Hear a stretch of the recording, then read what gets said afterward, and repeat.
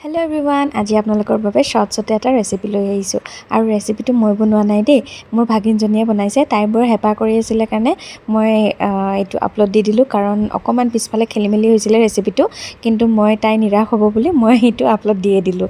আৰু এইটো আলুকেইটা তাই কাটি লৈছে আৰু ভালদৰে 4-5 বাৰমান ধুই ল'লে। ধুই লোৱাৰ পিছত পানীত 3-4 মিনিটমানৰ বাবে ভালদৰে বইল হ'বলৈ দিলে, অকণমান নিমখ দি দিছিলে। আৰু এয়া 80% মান বইল হৈ যোৱাৰ পিছত সেইখিনি নমাই লৈছে। এইখিনি প্ৰায় ফ্ৰেঞ্চ ফ্ৰাইজ বনোৱা টাইপে হয়, কিন্তু মানে কি হ'ল পিছলৈকে কৈ আছোঁ। আৰু গণ্ডগোলটো ইয়াতে হ'ল, এয়া আমি ল'লোঁ চাউলৰ গুড়ি, কাৰণ আমাক লাগিছিলে কৰ্ণফ্ল'ৰ।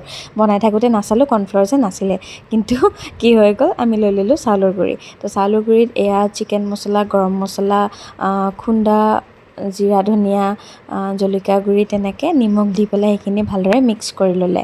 তাৰপিছত গৰম তেলত এইখিনি ভালদৰে ফ্ৰাই কৰিছে। আৰু ফ্ৰাই কিন্তু দুবাৰ কৰিছে দেই, মই এবাৰহে শ্বুট কৰিলোঁ চাগে। তাৰপিছত ফ্ৰাই কৰা হোৱাৰ পিছত সেইখিনি তেলতে অকণমান তেল ৰৈছিলে, তাতে অকণমান সৰহকৈ পিঁয়াজ কাটি দিছে, নহৰু কাটি দিছে আৰু জ্বলা দিছে। আৰু ইয়াতে অকণমান জিৰা, ধনিয়া গুড়ি, কাশ্মীৰী ৰেড চিলি পাউডাৰ, গৰম মছলা, চিকেন মছলা আৰু অকণমান চিলি পাউডাৰো পিছলৈকে দিছে।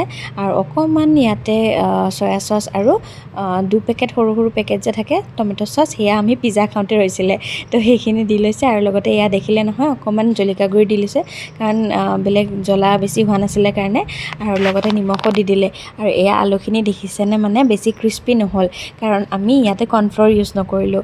আমি একচুৱেলি ৰেচিপিটো বনোৱাৰ আগতে চাব লাগিছিলে, কিন্তু নাচালোঁ, থাকা বুলি ভাবিলোঁ। যেতিয়া চালোঁ সেইটো বেকিং পাউডাৰহে আছিলে পেকেটত। তো তাৰ কাৰণে আকৌ ফ্ৰিজত চাওঁতে চাউলৰ গুড়ি পালোঁ, তো তেনেকৈ চাউলৰ গুড়ি দিয়ে বনাবলৈ দিলোঁ। কিন্তু বিশ্বাস কৰক, টেষ্টটো বহুত বেছি ধুনীয়া হৈছিলে। পিছলৈকে ইয়াতে পিঁয়াজো এড কৰি দিলে, ডাঙৰ ডাঙৰকৈ কাটি। আপোনালোকে এবাৰ বনাই খাবচোন, বহুত টেষ্টি হয়।